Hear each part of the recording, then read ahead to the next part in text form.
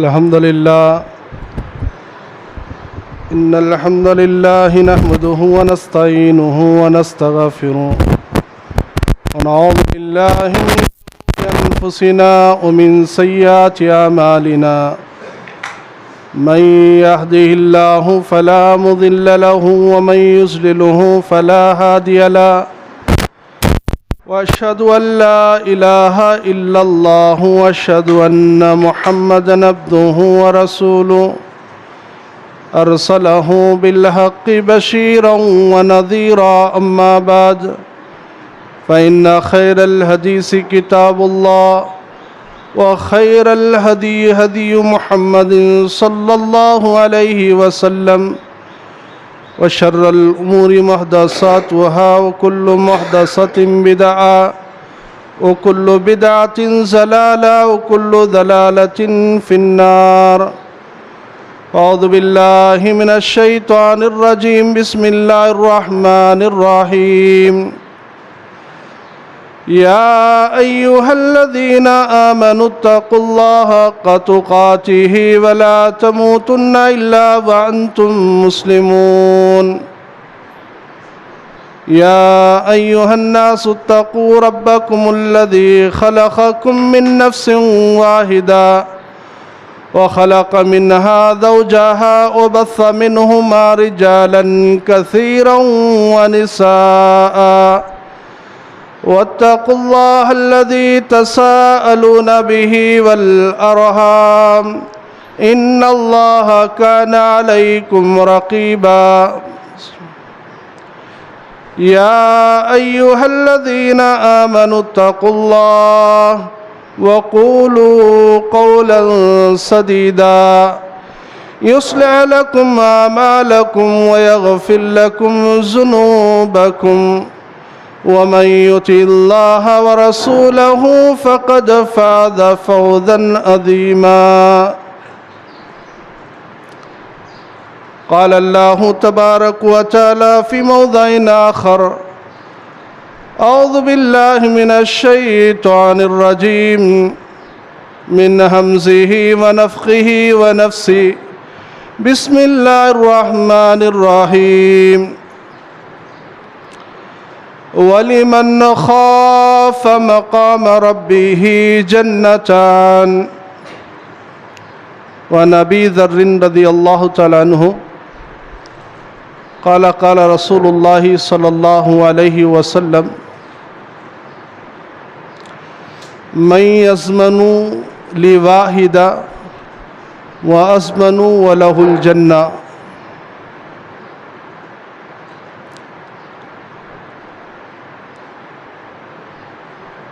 ها هنا كلمة معناها ولا تسأل الله الناس شيئا. رب اشرح لي صدري ويسر لي أمري واحلل عقدة من لساني يفقهوا قولي. ربي زدني علما.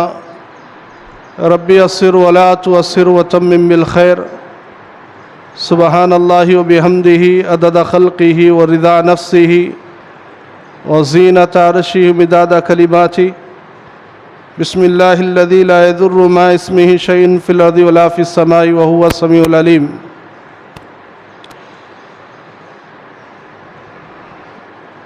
ہر قسم کی تعریف، بڑائی، بزرگی، کبریائی، حمد و ثنا، تسبیح و تحلیل، تعظیم و تکریم اس وحدہ لا شریک کے لیے لائق و سزاوار ہے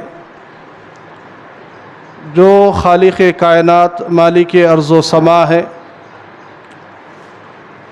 جس کے قبض قدرت میں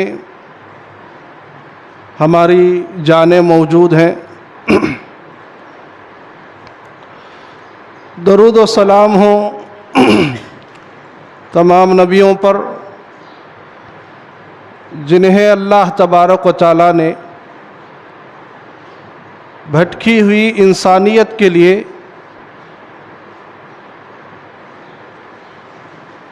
رہنما اور رہبر کے طور پر اس دنیا کے اندر مبعوث کیا. اسی رہبری رہنمائی کی آخری کڑی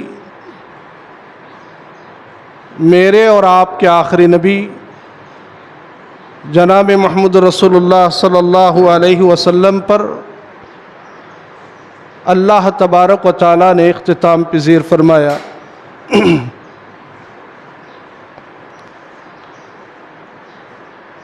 اس مختصراً حمد و صلوات کے بعد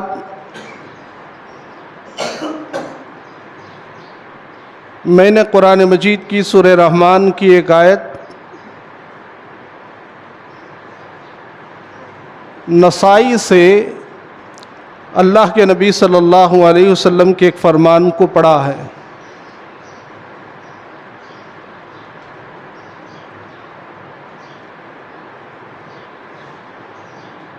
انسان کی بہت ساری آرزوئیں ہوتی ہیں، تمنائیں ہوتی ہیں، لیکن دنیا کی سب سے بڑی تمنا، آرزو، خواہش اگر کہا جائے تو جنت ہے۔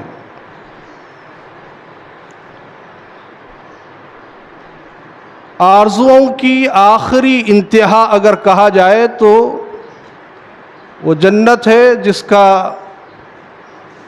ہر انسان اپنی زندگی کے اندر تمنا کرتا ہے۔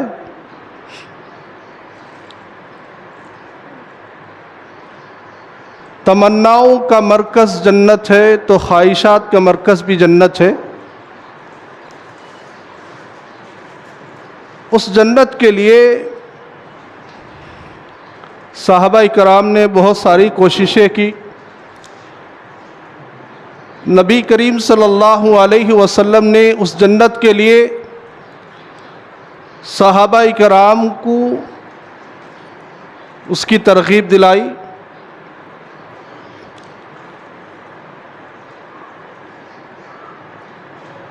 مسند احمد کی ایک روایت ہے، اللہ کے نبی صلی اللہ علیہ وسلم ایک نوجوان سے سوال کرتے ہیں کہ تم نماز کے اندر کیا پڑھتے ہو؟ اس نے کہا کہ میں نماز کے اندر تشہد پڑھتا ہوں اور ساتھ میں اللہ تعالیٰ کے یہاں دعا کرتا ہوں کہ اللہ مجھے جنت میں داخل کرے اور جہنم سے مجھے بچا لے۔ اس کے بعد اللہ کے نبی صلی اللہ علیہ وسلم نے اس نوجوان سے سوال کرنے کے بعد جب خاموشی اختیار کی، نوجوان نے کہا، اے اللہ کے نبی، آپ بھی نماز کے اندر کچھ گنگناتے ہیں، آپ بھی کچھ مانگتے ہیں اللہ تعالیٰ سے۔ میں آپ کی آواز تو سنتا ہوں لیکن آپ کے الفاظ کو میں نہیں پہچان سکتا۔ آپ اور معاذ دونوں نماز کے اندر گنگناتے ہیں۔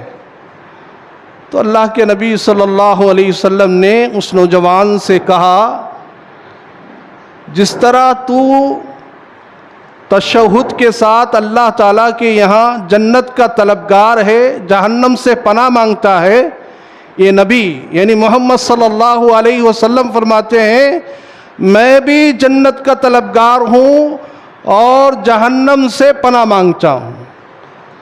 تو اللہ کے نبی صلی اللہ علیہ وسلم کی حدیث سے پتہ یہ چلا کہ جنت اور جہنم کے معاملے میں اللہ کے نبی نے اس امت کو بڑا سبق دیا ہے۔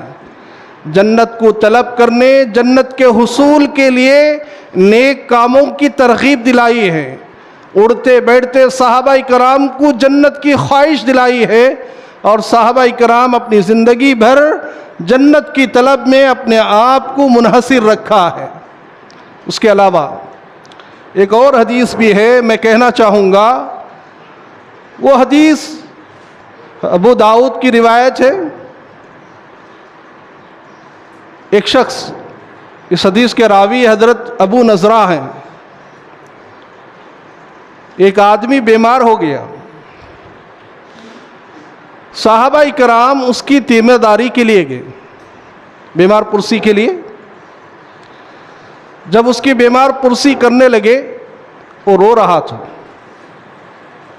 صحابہ نے کہا آپ اللہ کے نبی کے ساتھ رہتے تھے اور اللہ کے نبی صلی اللہ علیہ وسلم نے آپ کو ایک تاکید کی ہے، جب تک دنیا میں رہو گے مونچھ کاٹتے رہو گے، جب دنیا سے رخصت ہو کر مجھ سے ملو گے تو تمہارا یہی حال ہونا چاہیے. مطلب اللہ کے نبی یہ کہنا چاہتے ہیں میری سنت پر عمل کرو گے تو کل قیامت کے دن میرے ساتھ تمہاری ملاقات ہوگی. یہ بات کہنے کے بعد وہ بیمار شخص کہتا ہے مجھے معلوم ہے اللہ کے نبی نے یہ بات کہی، لیکن میں نے اللہ کے نبی سے ایک حدیث سنی ہے، میں اس معاملے میں رو رہا ہوں. کل قیامت کے دن اللہ تبارک و تعالی ایک مٹھی میں لوگوں کو بھر لے گا اور وہ مٹھی جو سیدھے ہاتھ میں ہوگی وہ جنتیوں کی ہوگی. اور اللہ کے نبی صلی اللہ علیہ وسلم فرماتے ہیں اللہ کہے گا اس مٹھی بھر جو لوگ ہیں یہ جنت میں جانے والے لوگ ہیں، اور اس میں کون کون جنت میں جائے گا مجھے اس کی پرواہ نہیں. وہیں پر آگے اللہ کے نبی نے کہا ایک اور ہاتھ میں اللہ تبارک و تعالیٰ کی مٹھی میں جہنمی لوگ ہوں گے، اس کے اندر پورے کے پورے جہنمی ہوں گے. اور آپ کو معلوم ہونا چاہیے اللہ کے دونوں ہاتھ سیدھے ہیں. جیسا ہمارا ہاتھ ایک سیدھا ایک دایاں ہوتا ہے، دایاں یا بایاں ہوتا ہے، ویسے اللہ تعالیٰ کا دایاں یا بایاں ہاتھ نہیں ہوتا بلکہ اللہ تعالیٰ کے دونوں ہاتھ سیدھے ہیں. بخاری کی روایت. تو اللہ کے نبی صلی اللہ علیہ وسلم کی ایک ہاتھ اللہ کے ایک ہاتھ میں جنتی لوگ اور ایک ہاتھ میں جہنمی لوگ ہوں گے، اور اللہ تعالیٰ دونوں سے بے پرواہ ہے کون جنت میں جائے کون جہنم میں جائے. لیکن اللہ کے نبی صلی اللہ علیہ وسلم کے صحابی کہتے ہیں میں اس لیے رو رہا ہوں کہ اللہ تعالیٰ کی وہ کون سی مٹھی میں ہوں میں کہ جس میں جنتی لوگ ہیں، اور وہ کون سی مٹھی ہے جس میں جہنمی ہے. مجھے خوف ہے، ڈر ہے کہ کہیں اللہ تبارک و تعالیٰ کے اس مٹھی کے علاوہ جو جنتی ہیں جہنمی مٹھی کے اندر ہو جاؤں. اس کا ڈر خوف مجھے زیادہ ہے. پتہ کیا چلا کہ دونوں احادیث سے اللہ کے نبی صلی اللہ علیہ وسلم فرماتے ہیں کہ جنت اور جہنم کے معاملے میں ہر انسان کا ایک مقصد ہونا چاہیے. جیسا کہ قرآن نے کہا فَمَنْ زُحْزِحَ عَنِ النَّارِ وَأُدْخِلَ الْجَنَّةَ فَقَدْ فَازَ. انسان کی سب سے بڑی کامیابی جنت میں جانے اور جہنم سے بچائے جانے کے معاملے میں ہے. اسی لیے میں نے قرآن مجید کی ایک آیت اور ساتھ میں اللہ کے نبی کا ایک فرمان پڑھا ہے، اسی پر میں بات ختم کروں گا. پہلی بات تو یہ ہے کہ وَلِمَنْ خَافَ مَقَامَ رَبِّهِ جَنَّتَانِ. اللہ نے کہا قیامت کے دن اللہ تعالیٰ کے سامنے کھڑے ہونے سے جو آدمی ڈر جاتا ہے اس کے لیے دو جنتیں ہیں. دو جنتیں ہیں. بخاری کی روایت کے مطابق اللہ کے نبی صلی اللہ علیہ وسلم نے فرمایا کہ یہ دو جنتیں جو ہیں ٹوٹل اگر دیکھا جائے تو 4 جنتیں بخاری کی روایت، اس کے علاوہ بھی جنتیں ہوں گی، لیکن 2 جنتیں ایسی ہیں جسے اللہ تعالیٰ نے سونے سے بنایا ہے.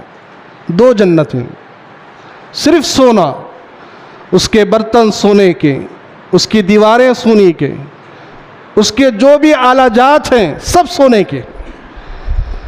اور دوسرے 2 جنتیں ہیں جس سے اللہ تعالیٰ نے چاندی سے بنایا، اور ہر 2 جنتوں کے اندر تمیز کرتے ہوئے اللہ کے نبی نے کہا یہ 2 جنتیں جو چاندی کی ہیں اس کے برتن، اس کے پیالے، اس کے آلے، اس کی دیواریں، اس کی اینٹیں، جو کچھ ہے اللہ تبارک و تعالیٰ نے کیا کیا ہے؟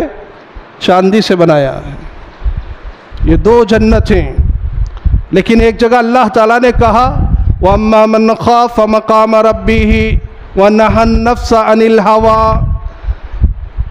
جو اللہ تعالیٰ کے سامنے کھڑے ہونے سے ڈرتا ہے اور اپنے نفس کی پیروی نہیں کرتا، اپنے نفس کی بات نہیں مانتا، بلکہ اللہ اور اس کے رسول کی بات مانتا ہے، اسلام کی بات پر چلتا ہے، دین کی بات پر چلتا ہے، تو اللہ تبارک و تعالیٰ نے کہا ایسے انسان کے لیے جنت المأوا ہے، ایسے انسان جنت میں جائیں گے۔ تو جنت کی حرص اور جنت کی تمنا صحابہ کے بیچ میں بہت زیادہ تھی۔ اسی لیے میں نے ایک حدیث پڑھی ہے، اسی پر بات ختم کروں گا۔ حضرت ابو ذر رضی اللہ تعالیٰ عنہ حدیث کے راوی ہیں، حالانکہ یہ حدیث ابو سعید خدری سے بھی روایت ہے، حالانکہ یہ حدیث ثوبان بن مولا رضی اللہ تعالیٰ عنہ سے بھی روایت ہے، اور کئی ایسے صحابہ سے یہ حدیث روایت ہے۔ میں نے یہ حدیث ابو ذر سے پڑھی ہے، مشکات کے اندر، نسائی کے اندر، مسند احمد کے اندر، کئی جگہ پر۔ ابو ذر رضی اللہ تعالیٰ عنہ کہتے ہیں ایک مرتبہ اللہ کے نبی صلی اللہ علیہ وسلم مجلس کے اندر اعلان کیا، کیا کیا؟ من یضمن لواحدہ، کون ہے جو مجھے ایک چیز کی ضمانت دے؟ وَلَهُ الْجَنَّةُ، میں اسے جنت کی ضمانت دیتا ہوں۔ بہت بڑی بات، حالانکہ کس بات کے بارے میں کہہ رہے ہیں یہ بھی نہیں، کیا کہنا چاہیں گے اللہ کے نبی یہ بھی نہیں۔ اللہ کے نبی نے صرف ایک سوال کیا، مجھے ایک چیز کی ضمانت دو، میں اس کے حق میں جنت کی ضمانت دیتا ہوں۔ اب وہ صحابی حضرت ابو ذر کھڑے ہو کر کہنے لگے اللہ کے نبی میں اس کی ضمانت دیتا ہوں۔ آپ اندازہ کریں گے اللہ کے نبی کس چیز کی ضمانت مانگ رہے ہیں یہ بھی نہیں معلوم ہے، جان کی، مال کی، کیا اپنے آپ کو اللہ کے راستے میں قربان کرنے کی، کیا بیوے بچوں کو چھوڑنے کی، کیا وطن چھوڑنے کی، کسی طرح کی بات نہیں۔ صرف اللہ کے نبی نے ایک بات کہی، وہی بات پر کھڑے ہو کر صحابی نے کہا اے اللہ کے نبی میں اس چیز کی ضمانت دیتا ہوں جس کی آپ مانگ رہے ہیں۔ اللہ کے نبی صلی اللہ علیہ وسلم نے کہا ٹھیک ہے، وہ چیز یہ ہے کہ اللہ تسأل الناس شیئا، زندگی بھر کسی انسان کے سامنے ہاتھ نہیں پھیلانا۔ اسی پر بات کروں گا میں، زندگی بھر اپنی مجبوری میں کسی انسان کے سامنے ہاتھ نہ پھیلا، میں تجھے جنت کی ضمانت دیتا ہوں۔ معاشرے کے اندر اگر اس بات کو لے کر ہم غور و فکر کریں گے، بہت ساری ادائیں، بہت ساری باتیں ہمارے سامنے آئیں گی، لیکن میں کہنا یہ چاہتا ہوں آج ہم اللہ تعالیٰ کے علاوہ جتنے لوگوں کے سامنے گھٹنے ٹیکتے ہیں، یا اللہ کے علاوہ ہم جتنے لوگوں کے سامنے اپنے ہاتھوں کو پھیلاتے ہیں، الا ماشاء اللہ۔ ایک صحابی رسول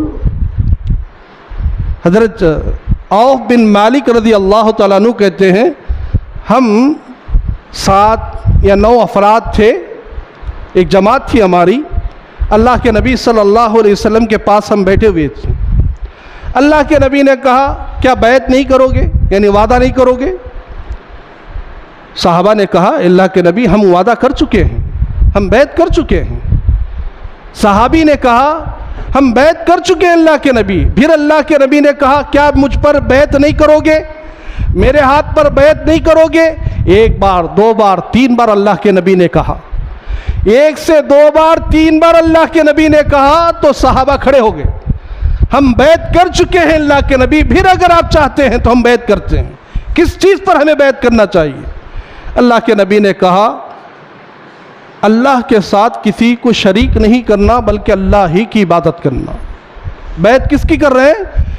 اللہ کے ساتھ، زندگی میں کسی کے ساتھ یعنی کسی کو شریک نہ کرنا، اور اللہ کے علاوہ کسی کے سامنے عبادت نہیں کرنا، اللہ ہی کی عبادت کرنا، یہ کہنا تھا۔ پھر کہا نماز پڑھنا، نماز کو قائم کرنا، اور جو اللہ اور رسول کی بات سنے اس کی اطاعت کر لینا، اس کو مان لینا۔ تیسری بات اللہ کے نبی نے آہستہ کہا، کیا کہا معلوم؟ وہ آہستی چیز کیا تھی؟ کہا کبھی اپنی زندگی کے اندر کسی کے سامنے ہاتھ نہیں پھیلانا۔ مطلب یہ کہنا چاہتا ہوں اس حدیث کے ذریعے جہاں توحید کا مقام ہے، جہاں اللہ اور رسول صلی اللہ علیہ وسلم کی باتوں کا مقام ہے، وہیں پر اس بات کا تذکرہ کیا جا رہا ہے توحید یعنی اللہ کے سامنے ہمیں گر گرانا ہے، اللہ کے سامنے ہمیں مدد طلب کرنا ہے، اللہ کے علاوہ ہمیں کسی کی عبادت نہیں کرنا چاہیے۔ وہیں پر یہ بھی کہا جا رہا ہے کہ اللہ کے سامنے سوال کرو، اللہ سے مدد مانگو، جو بھی اگر تمہیں تکلیف ہو اللہ سے مانگا کرو، کسی کے سامنے نہ مانگا کرو۔ یہی بات کا تذکرہ اللہ کے نبی صلی اللہ علیہ وسلم نے کہا۔ مثال دیتے ہوئے یہ بھی کہا کہ مانگنے کا وقت آئے تو تم سواری پر اگر ہے، تمہارے ہاتھ سے اگر کوڑا گر جائے، مطلب چابک اگر گر جائے، وہ چابک اٹھانے کے لیے کسی سے مدد بھی نہ لو، بلکہ خود سواری سے اتر کر وہ کوڑا اپنے ہاتھ میں لو اور سواری پر چڑھ جاؤ، یہاں تک احتیاط برتنا اللہ کے نبی نے کہا۔ میں کہنا یہ چاہتا ہوں ابو ذر رضی اللہ تعالیٰ عنہ نے وہ کون سا یقین پیدا کیا تھا اللہ کے نبی کی باتوں پر؟ صرف اللہ کے نبی نے کہا میں یسمن لی واحدہ، کوئی ہے جو ایک بات کی ضمانت دے، میں جنت کی ضمانت دیتا ہوں۔ ابو ذر کھڑے ہو گئے، کتنا بڑا ایمان ہوگا ابو ذر کا کہ اللہ کے نبی کے سامنے کھڑے ہو کر کہتے ہیں اللہ کے نبی میں اس چیز کی ضمانت دیتا ہوں۔ معلوم ہے ابو ذر کون ہے؟ ابو ذر رضی اللہ تعالیٰ عنہ کے بارے میں اگر کہا جائے آخری ایام ہیں، ان کی ایمان کی بات کہہ رہا ہوں، قرآن ان کی تائید کرتا ہے۔ کیا کرتا ہے؟ فَإِنْ آمَنُوا بِمِثْلِ مَا آمَنْتُمْ بِهِ فَقَدْ اهْتَدَوْا۔ اللہ نے کیا کہا؟ اگر مجھے ایمان چاہیے تو صحابہ جیسا ایمان چاہیے۔ یہ صحابی ایسے ہیں ابو ذر کہ نبی کے ساتھ ایمان لانے کے بعد اپنے ایمان کے بارے میں بہت ساری ان کے ساتھ جانچ کی گئی، لیکن یہ صحابی رسول اللہ کے نبی کی باتوں پر اتنا یقین رکھتے تھے کہ بس اللہ کے نبی نے کہا ایک بات کی ضمانت دو، میں جنت کی ضمانت دیتا ہوں۔ تو یہاں پر مسند احمد کی ایک روایت ہے کہ یہ مدینے سے کوفہ کے راستے میں ایک ایسے جنگل کے اندر رہا کرتے تھے جہاں پر کوئی انسان بسیرا نہیں کرتا تھا، جہاں کوئی انسان نہیں رہتا تھا۔ ان کی ایک کی جھوپڑی تھی، اپنی بیوی کے ساتھ وہاں رہا کرتے تھے۔ کوفہ کے راستے میں مدینے کے باہر ربضہ ایک مقام پر تو آخری ایام تھے ان کے، بیمار پڑ گئے، بڑے سخت بیمار ہوئے۔ بیوی کو معلوم ہو گیا کہ اب شوہر کا انتقال ہونے والا ہے۔ ذرا سن لینا غور سے بات، اب شوہر کا انتقال ہونے والا ہے، ہم ایسی جگہ پر جی رہے ہیں جہاں سے کوئی انسان آتا جاتا نہیں ہے۔ اگر میرے شوہر کا انتقال ہو جائے تو میرے شوہر کو غسل کون دے گا؟ کفنائے گا کون؟ دفنائے گا کون؟ پھر ایک انسان کے لیے 4 آدمی کی ضرورت پڑتی ہے۔ میں ایک عورت ذات کمزور، میرے شوہر کے انتقال کے بعد میں کیا کر سکتا ہوں؟ فکر کرنے لگی۔ حضرت ابو ذر رضی اللہ تعالیٰ عنہ نے اپنی بیوی کو دیکھ کر کہا کیا کہہ رہی ہوں، کیا فکر کر رہی ہوں؟ انہوں نے کہا کہ ایسا معلوم ہوتا ہے کہ آپ دنیا سے رخصت ہو جائیں گے، لیکن میں یہ سوچ رہی ہوں کہ آپ کا کفن دفن اور بہت سارے معاملات کا کون کرے گا؟ انہوں نے ایک حدیث بیان کی، یقین دیکھیے اللہ کے نبی کی باتوں پر۔ کہتے ہیں ہم اللہ کے نبی صلی اللہ علیہ وسلم کے دربار میں تھے، 4-5 افراد۔ اللہ کے نبی نے اس وقت ایک بشارت دی تھی، ایک بات کہی تھی۔ وہ بات یہ ہے کہ تم میں سے ایک انسان ایسا ہے کہ تمہارا انتقال ایک بیابان جنگل کے اندر ہوگا۔ کہاں ہوگا؟ جنگل کے اندر ہوگا، اور تمہارے انتقال کے بعد تمہارے کفن دفن کے لیے اللہ تبارک و تعالیٰ ایک مسلمانوں کی جماعت کو بھیجے گا۔ دیکھیے، یقین دیکھیے، ایک مسلمانوں کی جماعت کو اللہ تمہارے درمیان بھیجے گا۔ بیوی سے کہہ رہے ہیں، کون؟ ابو ذر، فکر نہ کرو، میرے جتنے وہاں ساتھی تھے جو اللہ کے نبی نے اس وقت بشارت دی تھی، سب کے سب لوگ بستیوں میں شہروں میں انتقال کر گئے ہیں، کوئی جنگل کے اندر انتقال نہیں کیا، بلکہ میں ایک انسان بچا ہوا ہوں جو جن کو اللہ کے نبی نے بشارت دی تھی مرنے کی، میں جنگل میں مرنے والا ہوں، تو مجھے یہ بات بھی یقین ہے کہ اللہ تعالیٰ میرے جنازے کے لیے، میرے کفن دفن کے لیے مسلمانوں کی ایک جماعت کو بھیجے گا۔ مانیں گے آپ؟ عبداللہ بن مسعود رضی اللہ تعالیٰ عنہ اور ان کے بڑے بڑے ساتھی دوست اسی جگہ سے گزر رہے تھے۔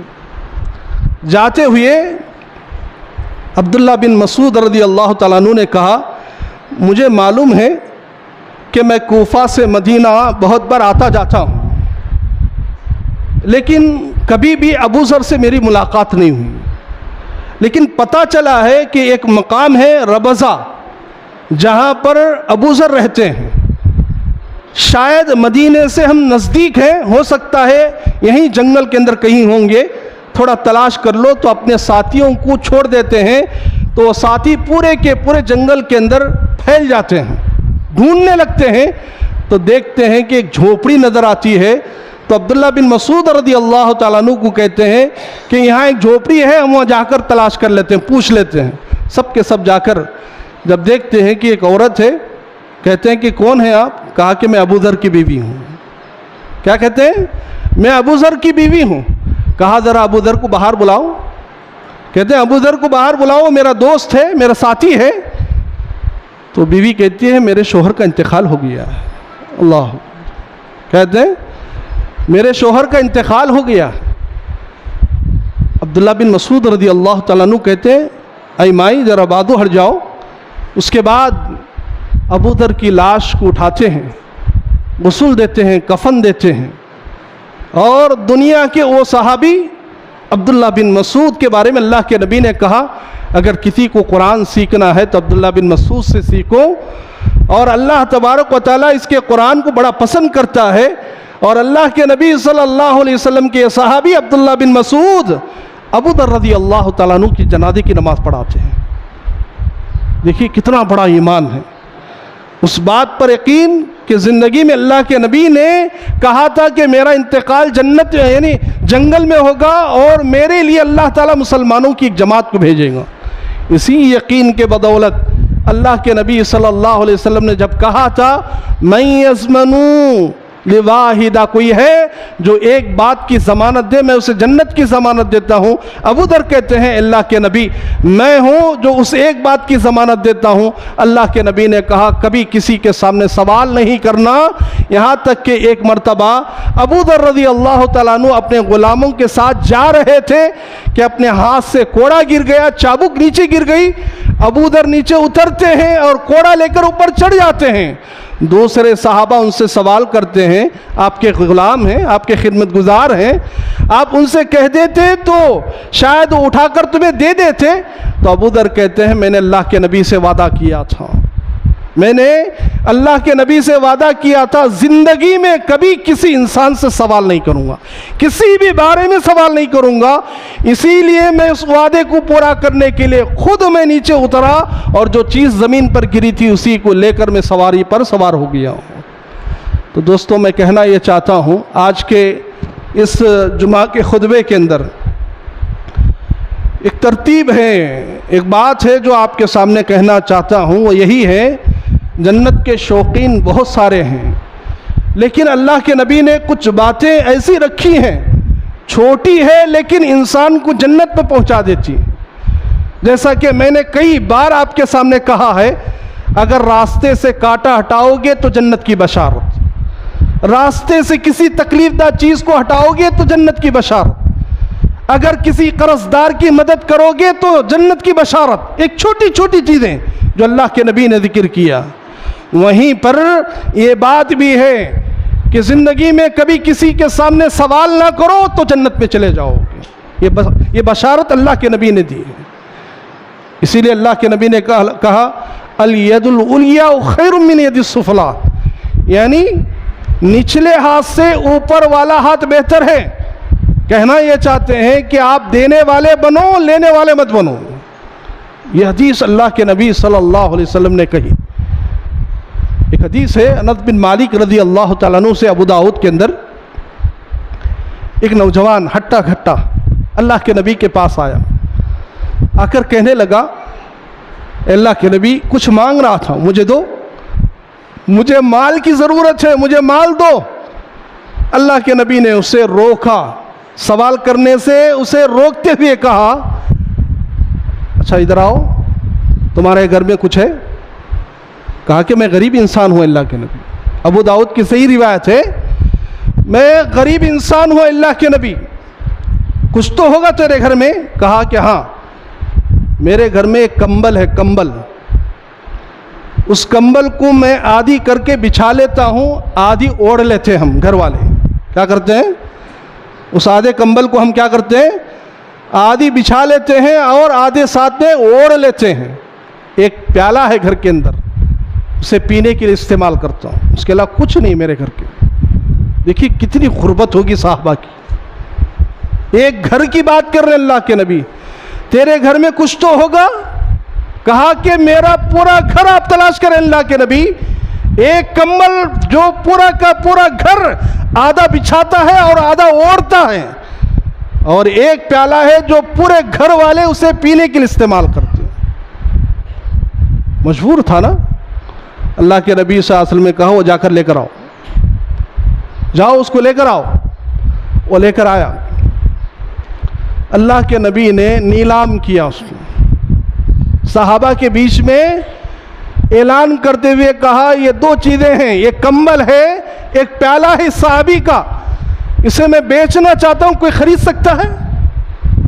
صحابہ کرام میں سے ایک نے کہا 1 درہم میں۔ کیا کہا؟ 1 درہم میں خریدوں گا۔ اللہ کے نبی نے کہا 1 درہم کا کیا ہو سکتا ہے، کوئی اور جو اس سے زیادہ میں خریدے؟ تو دوسرے صحابی کھڑے ہو کر کہا اللہ کے نبی میں 2 درہم میں خریدوں گا۔ اللہ کے نبی نے کہا ٹھیک ہے، یہ دونوں چیزیں دے دی، اور دونوں میں 2 درہم لے لیا۔ لینے کے بعد اس صحابی کو قریب بلایا، نوجوان، کہا 1 درہم تیرے گھر لے کر جانا، اناج لینا، یعنی تیرے گھر والوں کے لیے کھانے پینے کا انتظام کر لینا، اور یہ دوسرا جو درہم ہے بازار سے کلہاڑی خرید کے لانا۔ کیا کہا؟ ایک کلہاڑی خرید کے لانا۔ اللہ کے نبی صلی اللہ علیہ وسلم نے جیسی بات کہی وہ گیا، سنت پر عمل کرنے والے لوگ تھے، یہ باتوں پر عمل کرنے والے لوگ تھے، گھر گیا، اناج رکھا، کلہاڑی لیا، نبی کے دربار میں داخل ہو گیا۔ اللہ کے نبی خود اپنے ہاتھوں سے اس کے لیے لکڑی کا ایک دستہ بناتے ہیں۔ کیا ہے؟ لکڑی کا ایک دستہ بناتے ہیں، اس کلہاڑی کے اندر داخل کرتے ہیں اور کہتے ہیں 15 دن تک تو مجھے نظر نہیں آنا۔ کیا تاکید کر رہے ہیں؟ 15 دن تک تو مجھے نظر نہیں آنا، پہاڑوں میں جانا، جنگلوں میں جانا، لکڑیاں کاٹ کے لانا اور لوگوں کو بیچ کر اس کی قیمت کے ذریعے تیری زندگی گزارنا۔ وہ 15 دن تک نظر نہیں آیا اللہ کے نبی صلی اللہ علیہ وسلم۔ کتنے دن؟ 15 دن تک نظر نہیں آیا۔ 15 دن کے بعد جب اس سے پوچھا گیا تو اس نے کئی درہم کمائے تھے، یہاں 2 درہم نہیں، کئی درہم اس نے کمائے تھے۔ وہ کئی درہموں میں آدھے درہم اس نے کپڑے خریدے اور آدھے درہم اپنی زندگی کے بسر گزر کے لیے رکھ لیا، اور اللہ کے نبی کے پاس آیا تو اللہ کے نبی نے کہا کہ یہ کمائی تیری بہتر ہے دوسروں کے سامنے سوال کرنے سے، دوسروں کے سامنے ہاتھ پھیلانے سے بہتر ہی ہے تو جنگل جاتا، لکڑیاں کاٹ کر بیچ کر تیری روزی روٹی کما لیتا، اور اس روزی روٹی کے ذریعے اللہ برکت دے دیا ہے اور برکت دے گا۔ اگر تو مانگتا پھرتا، کل قیامت کے دن مجرم کے حصے سے اللہ تعالیٰ کے دربار میں کھڑا ہوتا، اور تیرے جسم پر یعنی تیرے چہرے پر کالے کالے داغ ہوتے، گوشت نہیں ہوگا، کیونکہ تجھے اللہ تعالیٰ صحت دینے کے بعد، طاقت دینے کے بعد بھی دوسروں کے سامنے سوال کرتا رہا۔ اس حیثیت سے، مجرم کی حیثیت سے بچ گئے، اور دنیا کے اندر تمہاری جو بھی مجبوری تھی لکڑیاں کاٹ کر اس مجبوری کو تم نے دور کر لیا ہے۔ اللہ کے نبی سے پوچھا گیا اسی حدیث کے آخر میں، اللہ کے نبی پھر کون سوال کرے، بھیک کون مانگ سکتا ہے؟ اللہ کے نبی صلی اللہ علیہ وسلم نے کہا 3 طرح کے لوگ ہیں جو بھیک مانگ سکتے ہیں۔ اس میں سے کون ہے؟ ایک فقیر ہے، غریب ہے، محتاج ہے، لیکن دوسری حدیث کے اندر کہا گیا ہے اس غریبی کی گواہی 3 افراد دینا۔ اس کے بعد وہ سوال کرے گا دوسروں کے سامنے. کیا کرے گا وہ؟ اس غریبی کے بارے میں 3 لوگ گواہی دیں گے کہ یہ غریب ہے، محتاج ہے، یہ مانگ سکتا ہے. تو جب جا کر اللہ کے نبی نے اجازت دی یہ بھیک مانگے گا. لیکن اللہ کے نبی بھیک مانگنے کے لیے ہمیشہ کا تذکرہ نہیں کیا، وقتی طور پر بھیک مانگے گا. یعنی وقتی طور پر وہ لے لے گا اور اس کے بعد پھر بھیک نہیں مانگے گا وہ پیٹ بھرنے کے لیے، کیونکہ فقیر ہے، محتاج ہے، بھوک کی شدت ہے. تو دوسرا وہ شخص جو قرض دار ہو گیا ہے، جان کے لالے پڑے ہوئے ہیں اور مجبور ہے، کہیں سے قرض ادائیگی نہیں ہو رہی ہے، تو ایسی صورت میں قرض ادا کرنے کے لیے وہ سوال کرے گا دوسروں سے. اللہ اکبر، کتنی بڑی لعنت ہے قرض کی. کتنے لوگ ہیں جو سودی کاروبار کے اندر ملوث ہیں اسی یعنی قرض کی وجہ سے. دنیا کے اندر آج دیکھو، آج ہر گھر سود کے اندر ملوث ہیں. عورتیں سودی کاروبار کے اندر ملوث ہیں، مرد سودی کاروبار کے اندر ملوث ہیں. حال ہی میں ایک آدمی سوال کر رہا، 70 سال کا بوڑھا ہمارے گاؤں کا. کیا سوال کر رہا معلوم ہے؟ میں آج تک بڑے بڑے عالموں سے ایک سوال کرا، کوئی جواب نہیں دیا. مصعب تمہیں دے سکتے کہ اچھا کیا سوال ہے؟ اکثر نوجوان ٹوپی نہیں رکھے سر کا نماز پڑھتے ہیں. کیا کہا؟ اکثر نوجوان ٹوپی کے بغیر نماز پڑھتے ہیں، ان کی نماز اس قبول نہیں ہوتی. اب اس کے بارے میں کیا جواب دیتے تمہیں؟ بولا میں بولا ٹوپی رکھیں دے نہیں رکھیں دے، نہیں رکھے تو نماز نہیں ہوتی. بول کون بولے تم؟ نہ پوچھا میں، بولا کہ نہیں ویر، ٹوپی نہیں سر کا نماز پڑھے تو نماز نہیں ہوتی. میں اس بزرگ سے کہا ٹوپی رکھو یا نہ رکھو نماز کے لیے شرط نہیں ہے، پڑھ سکتے، نماز قبول ہو جائے گی. لیکن کبھی لوگوں سے سوال کیے کہ سود کھا رہے ہوں، ایک لقمہ حرام کا جب کھاؤ گے 40 دن کی عبادتیں برباد ہو جائیں گی. کتنے دن کی؟ 40 دن کی نمازیں، 40 دن کی نمازیں ختم ہو جائیں گی تمہاری زندگی سے. کبھی سوال کیے کسی عالم سے؟ نہیں کرتے نا. ہاں، حرام کھا رہے ہیں، دوسروں کا لوٹ رہے ہیں، ایک خیال نہیں آتا. ٹوپی پر خیال ہے، ٹوپی ہے تو نماز، ٹوپی نہیں تو نماز نہیں. اللہ عقل کہاں استعمال کر رہے ہیں؟ جہاں جائز اور ناجائز کا مسئلہ دونوں برابر ہے اس جگہ پر ہم عقل استعمال کر رہے ہیں. تو کہنا یہ چاہتا تھا کہ اللہ کے نبی نے کہا بھیک کب مانگ سکتا ہے. دوسری وہ جو بات کہی کہ اگر قرض دار ہیں، یعنی تنگ ہو چکا ہے، قرض ادائیگی کے کئی اسباب نہیں مل رہے ہیں، ایسی صورت میں وہ سوال کرے، مانگ لے کسی سے، مانگ کر وہ قرض کی ادائیگی کر دے. اللہ اکبر، اتنی بڑی بات کہنی. اس کے بعد دیت. دیت کس کو کہتے ہیں؟ قصاص. قتل کر دیا کسی کا، قتل کرنے پر دیت دے کر قتل، یعنی قصاص کا بدلہ، جان کے بدلے جان. جیسا کہ قرآن حدیث کا اگر آپ تذکرہ کریں گے، جان کے بدلے جان، دانت کے بدلے دانت، ناک کے بدلے ناک. یعنی مطلب کیا ہے؟ ناک کسی کی پھوڑی گئی تو ناک پھوڑی جائے گی، دانت توڑا گیا تو دانت توڑا جائے گا، انگلی کاٹ لی گئی تو انگلی کاٹ لی جائے گی. یہ کیا ہے؟ قصاص ہے، قصاص. اس کے بدلے دیت دیے جائے گی، یعنی جان کے بدلے جان کے بجائے اس کی قیمت ادا کی جائے گی. تو اللہ کے نبی نے کہا اگر دیت کا مسئلہ ہے، یعنی قصاص کے بجائے دیت کا مسئلہ ہے، پیسے نہیں ہیں، ادا نہیں کر سکتا ہے، تو ایسی صورت میں کیا کرے گا؟ وہ کیا کرے گا؟ بھیک مانگے گا. دی اللہ کے نبی نے اجازت. سوال کرے گا کچھ مالدار لوگوں سے معاشرے کے اندر، کیونکہ زکوٰۃ کا ماحول نہیں ہے. اگر زکوٰۃ کا ماحول ہوتا یا ہمارے اندر بیت المال کا اگر نظام ہوتا، سیدھے جاتا بھائی میں غریب ہوں، میرا قرض کی ادائیگی کا مسئلہ ہے، مجھے کچھ رقم کی ضرورت ہے. ایسا تو نہیں ہے. ایک اور حدیث کے اندر اللہ کے نبی صلی اللہ علیہ وسلم نے فرمایا کہ دیت کے علاوہ بھی ایک اور چیز بھی ہے بھیک مانگنے کے لیے. کیا ہے وہ؟ ضامن. کوئی آدمی قرض لے رہا تھا، بیچ میں ضمانت بن گیا کہ میں ادا کروں گا اگر وہ ادا نہیں کرے گا.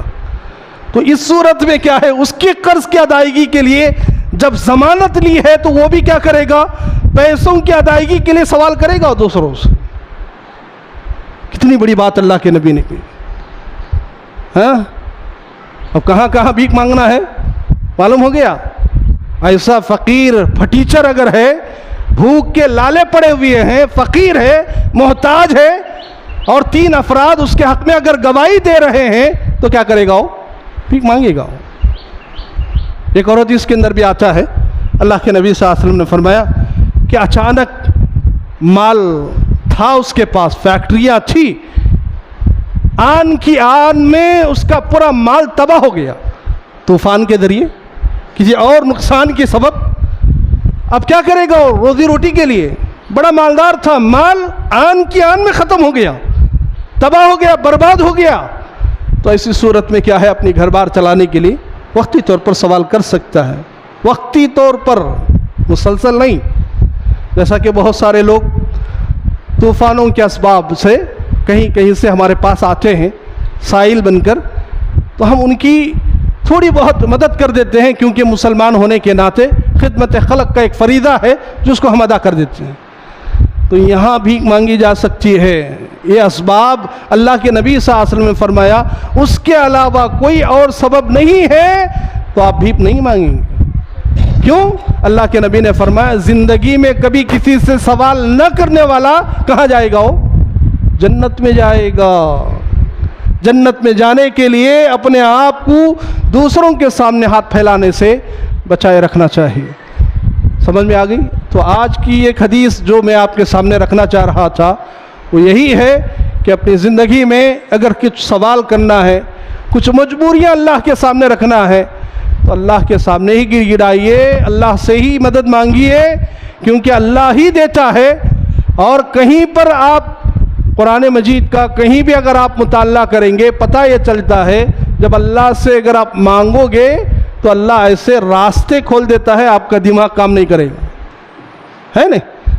تو اس سے بچیے. آج کے اس جمعہ کے لیے میں بس یہی درس دینا چاہتا ہوں کہ آپ اپنی زندگی کے اندر کسی کے سامنے سوال نہ کریں، ہاتھ نہ پھیلائیں، اور اپنی مالداری کے باوجود کسی کے سامنے اگر ہاتھ پھیلاتا ہے تو سمجھو کہ کل قیامت کے دن اللہ تعالیٰ کے یہاں کیا ہوگا؟ وہ مجرم کی حیثیت سے کھڑا کیا جائے گا اور اس کے جسم سے اللہ تعالیٰ گوشت کو ادھیڑ لے گا، یعنی گوشت نہیں رہے گا اس کے جسم پر. قیامت کے دن میدان محشر کے اندر تمام لوگوں کے اندر اسے ذلت کی جائے گی، وہ ذلیل ہو جائے گا. تو عزت کی روزی کیا ہے؟ عزت کی روٹی یہ ہے کہ اللہ کے سامنے مدد مانگے اور اللہ سے سوال کرے، جو بھی مسئلہ ہے اللہ سے حل کر لیں، کیونکہ وہ واحد اللہ تعالیٰ ہے جو غنی ہیں. یا ایھا الناس وانتم الفقراء، اللہ تعالیٰ نے کیا کہا؟ اے لوگوں تم سب کے سب کیا ہو؟ فقیر ہو، محتاج ہو الی اللہ، اللہ کے پاس. اللہ کے پاس تم فقیر ہو، محتاج ہو. اللہ دینے والا ہے، اللہ ہماری مدد کے لیے آنے والا ہے. کوئی ہماری مدد نہیں کر سکتا جب تک کہ اللہ نہ چاہے. اللہ سے ہم دعا کرتے ہیں کہ اللہ تبارک تعالیٰ ہمیں ان باتوں پر عمل کرنے کی توفیق عطا فرمائے. اللہ تعالیٰ ہمیں ان باتوں کے ساتھ جو دین کی جتنی باتیں نبیوں نے قرآن اور احادیث کے ذریعے بتائی گئی ہیں اس پر بھی ہمیں عمل کی توفیق عطا فرمائے. اللہ تعالیٰ ہمارے اعمال کو قبول فرمائے، اللہ ہماری نیکیوں کو قبول فرمائے. اللہ تعالیٰ ہمیں جنت الفردوس کے اندر جگہ عطا فرمائے. اللہ ہمیں جہنم کے عذاب سے ہماری حفاظت فرمائے. آمین. سبحان ربک رب العزۃ عما یصفون وسلام علی المرسلین والحمد للہ رب العالمین.